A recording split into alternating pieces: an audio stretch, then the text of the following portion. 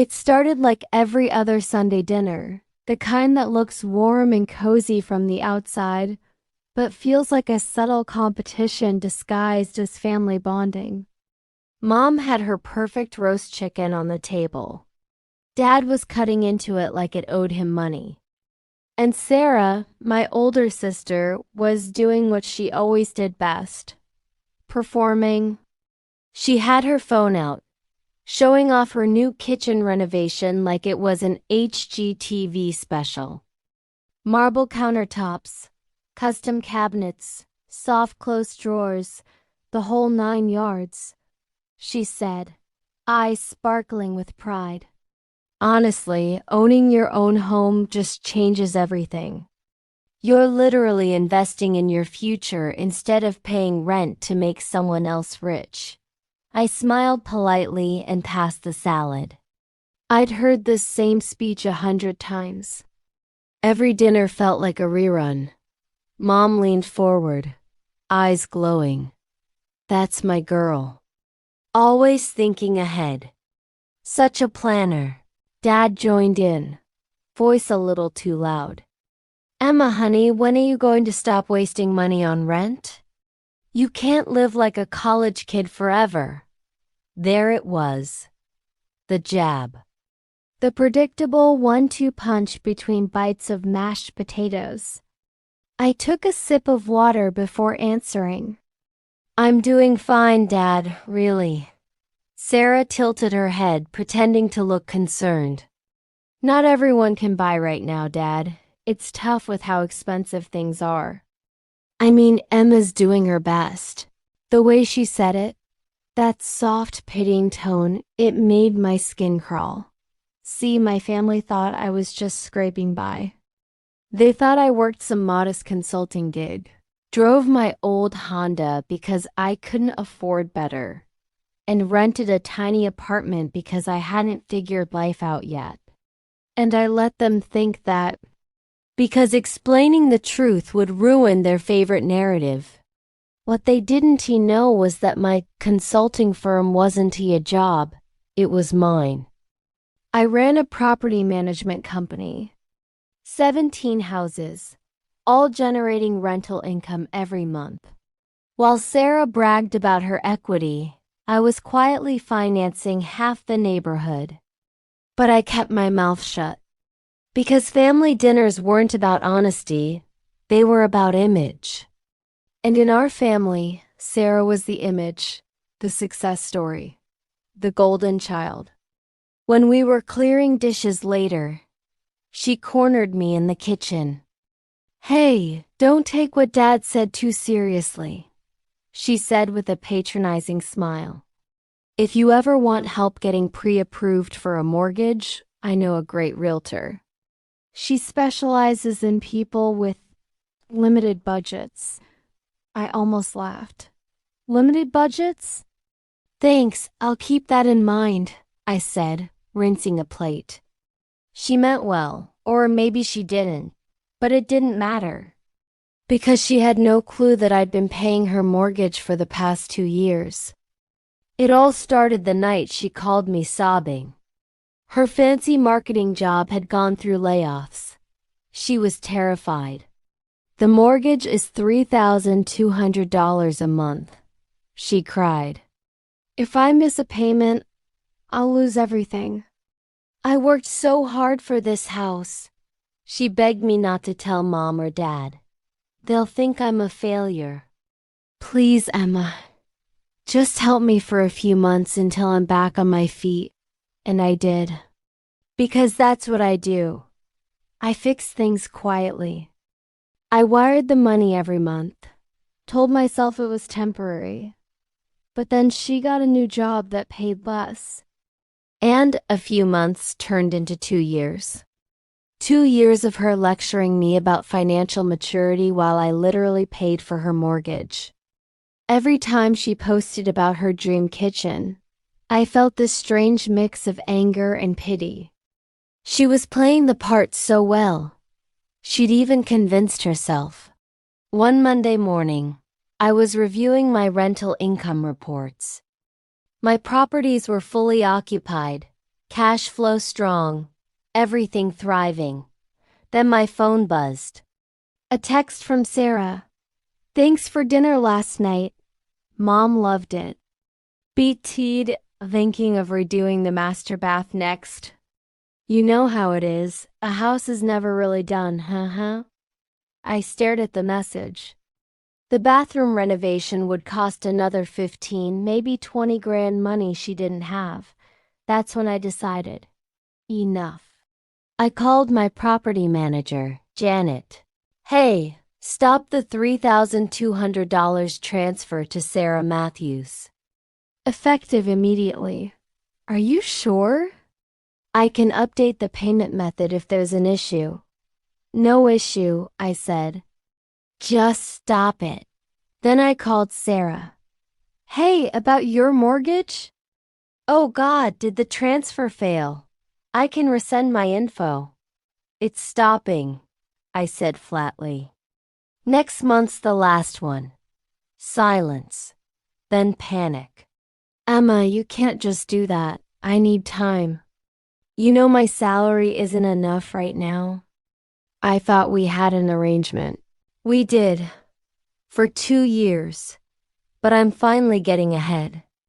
The bathroom renovation will add value.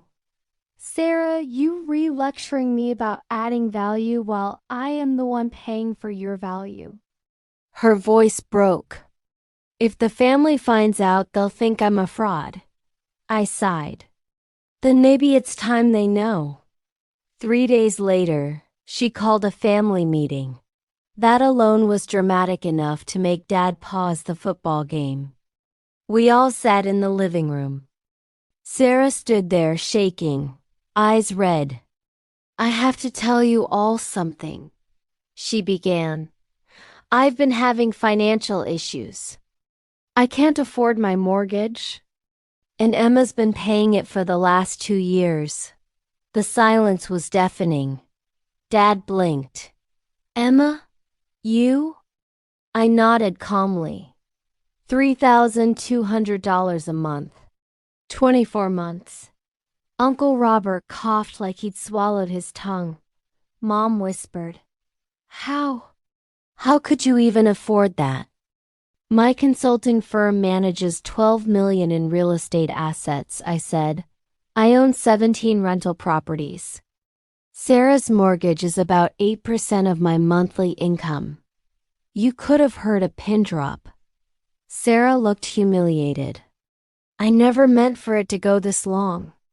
I didn't want you all to see me fail. Dad leaned back, rubbing his forehead. Emma, we owe you an apology. All these years, we were wrong about you. Yeah, I said quietly. You were. Sarah sold her house a month later. She bought a small condo that she could actually afford. When I helped her move in, she sighed and said, It's smaller, but I can finally breathe. Good, I said. No more pretending. Dinner nights changed after that. Sarah talked less about success and more about gratitude. Dad asked about my business for once. Mom wanted to know how I built it. Uncle Robert even asked if I could help him diversify his portfolio. I laughed. Maybe.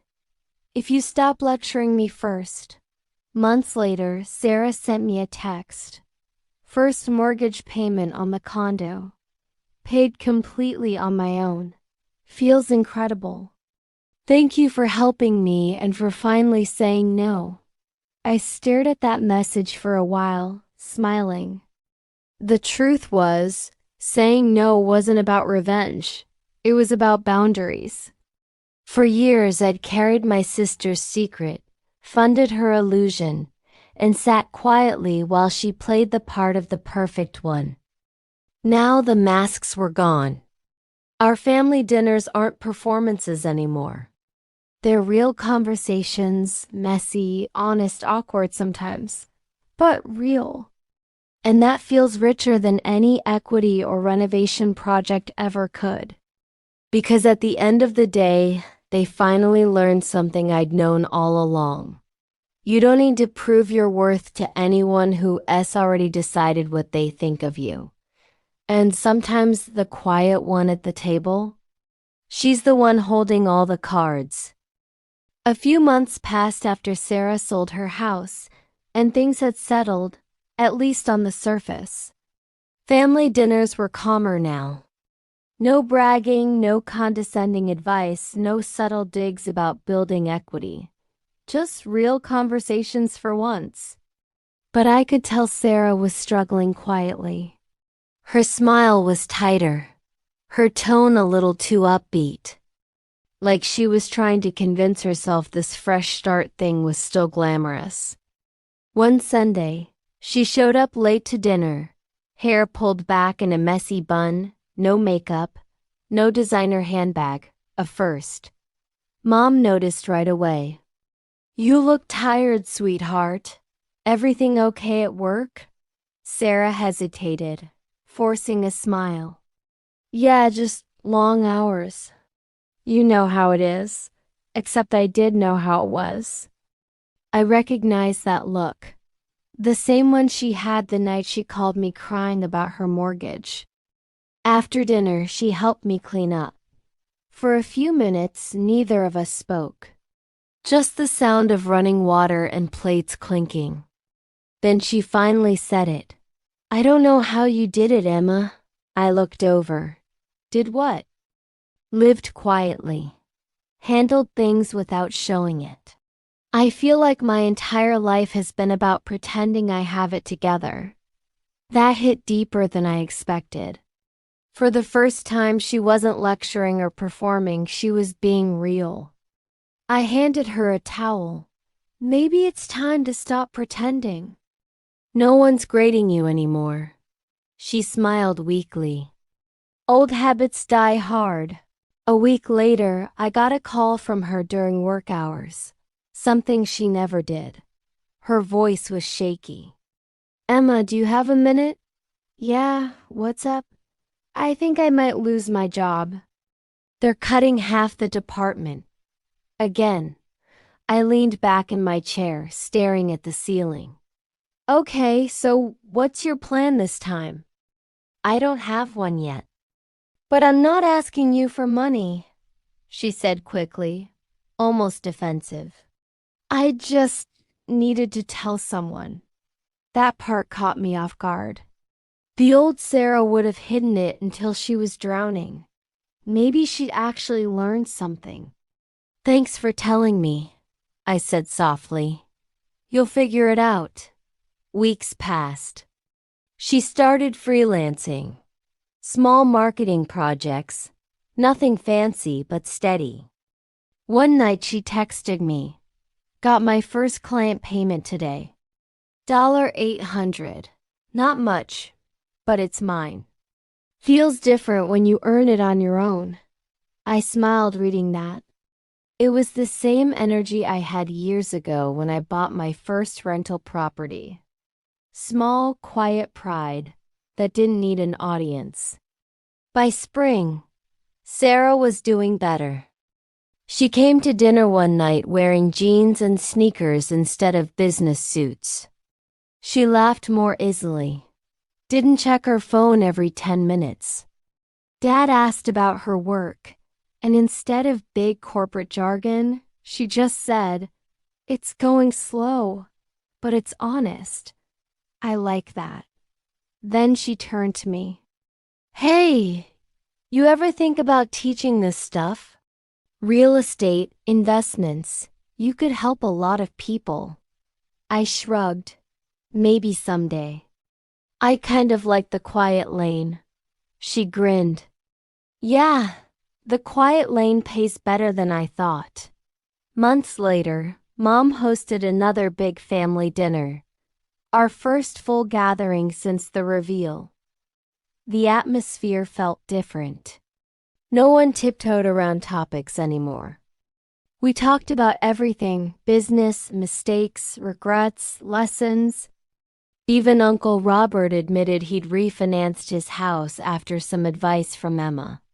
For the first time, I realized the balance had shifted. I wasn't the quiet one at the table anymore. I was the one everyone looked to, not because I showed off, but because I never had to. After dinner, Sarah and I stepped outside for some air.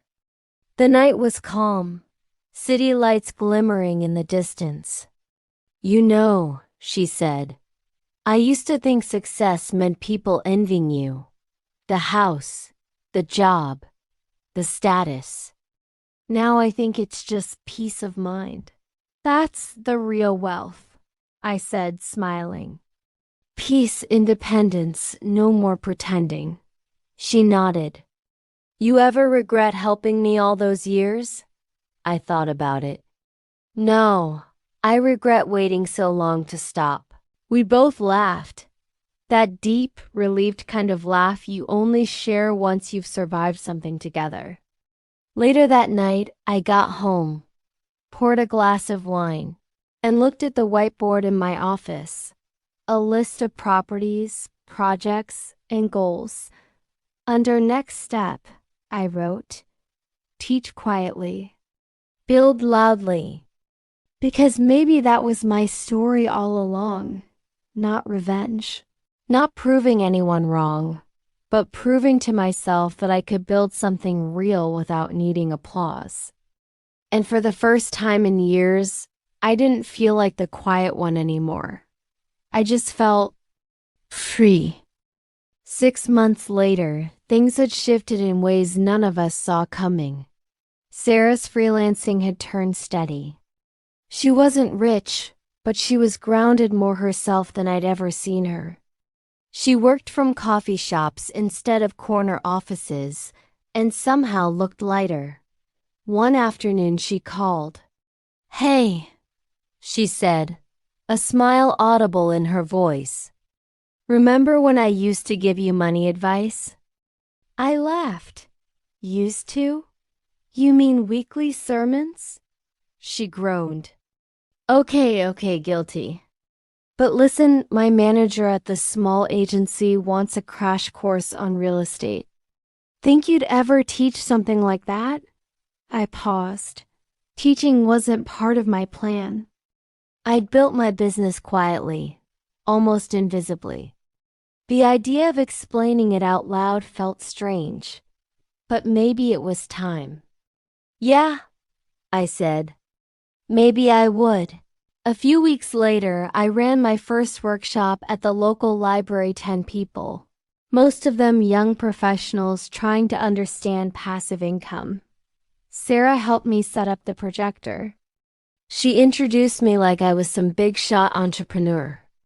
Guys, she's too humble to say it, but Emma owns 17 properties.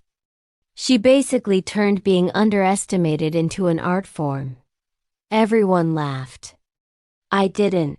Not because it wasn't funny, but because it was finally true. That workshop snowballed into something bigger. Within 3 months, I was hosting monthly sessions, then online classes. People started calling me the quiet investor. It felt strange hearing it at first, but it stuck. Meanwhile, Dad had been keeping an eye on what I was doing subtly, at first. One evening, he stopped by my place unannounced. Didn't think you'd want to talk finances with me, I said, half joking. He shrugged. I spent years giving you advice I didn't even follow myself. I gestured to the couch. So what's up? He hesitated. Your mom and I. We're thinking about selling the old house. Downsizing. I figured you might know how to do it smart. It was surreal hearing the man who once told me to get serious about life, now asking me how to protect his retirement. We spent hours going over numbers, equity, taxes, and timelines. For the first time, the conversation felt equal. When he left, he patted my shoulder. You did good, kid. Really good. By fall, Sarah's small agency was thriving. She'd learned to manage money better than anyone in the family. One night she sent me a picture. A modest office space with her name on the door, Matthews Marketing Solutions. Caption: No more marble countertops, but I own the desk this time. I couldn't stop smiling. The next Sunday dinner felt different. The air was light. No tension, no hierarchy. Just family. Mom was bragging again. But this time it wasn't about Sarah. Emma's teaching classes now, she said proudly. People actually pay to learn from her. Uncle Robert chuckled. Guess you were the smart one all along. I smiled. We're all learning, Uncle Rob. Some lessons just take longer. Sarah raised her glass. To quiet success, she said. And to the sister who taught me what it really means. I clinked my glass against hers. To learning when to say no. Later that night, after everyone left, I sat in my car outside Mom's house and watched the lights through the window. For the first time in years, I didn't feel like the outlier. Not because I'd proven anyone wrong, but because I didn't need to anymore. I'd built something real. Sarah had rebuilt herself. And the family that once measured worth in square footage had finally learned that the biggest investment you can make is peace. A month later, I started a podcast, just short, simple episodes about finance and boundaries. The title? The Quiet Lane. And funny enough, the very first episode was called The Dinner That Changed Everything. Because it did. Not just for me. For all of us. It's funny how life flips when you stop chasing validation. One evening, about 6 months after The Quiet Lane launched, I opened my inbox to hundreds of new messages. At first, I thought something broke, then I saw the subject line that kept repeating. Found you on TikTok. Heard your story on Reddit. Are you the Emma Matthews? Turns out, Sarah had posted a short clip from one of my podcast episodes, the one about setting financial boundaries with family. She'd captioned it, My sister once paid my mortgage for 2 years. This was the moment I learned humility.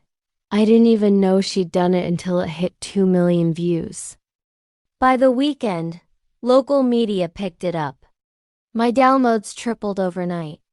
People were calling me the quiet millionaire, which made me laugh because they had no clue how many nights I'd spent second-guessing myself before all this. Sarah called me that Sunday. Please don't be mad, she said. Why would I be mad? I asked. I shared it because I wanted people to see what you did for me. You helped me when I didn't deserve it. I smiled. You finally learned the first rule of wealth. What's that? Gratitude pays compound interest. She laughed softly. Guess I'm finally investing, right? Mom cried when she saw the interview clip. Dad called to say he was proud, really proud, for the first time without a hint of condescension. Uncle Robert texted me.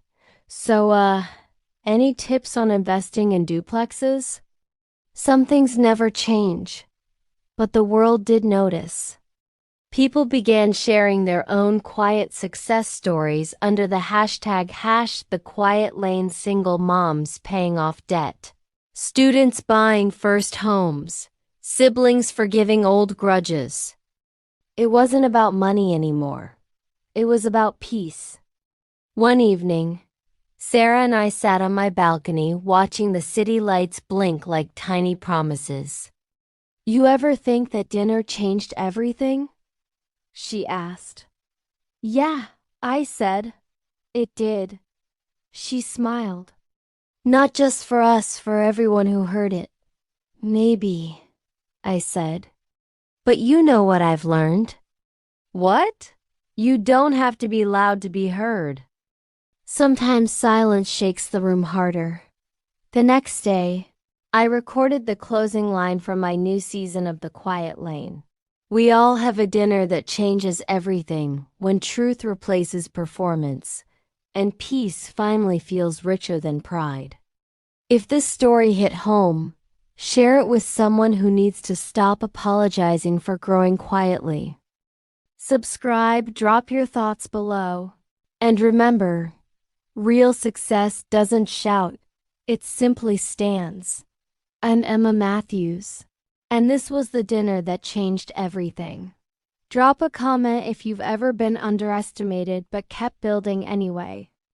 Like this video if you believe quiet success is still success. Subscribe to The Quiet Lane for more real stories that hit where it hurts and heal where it matters.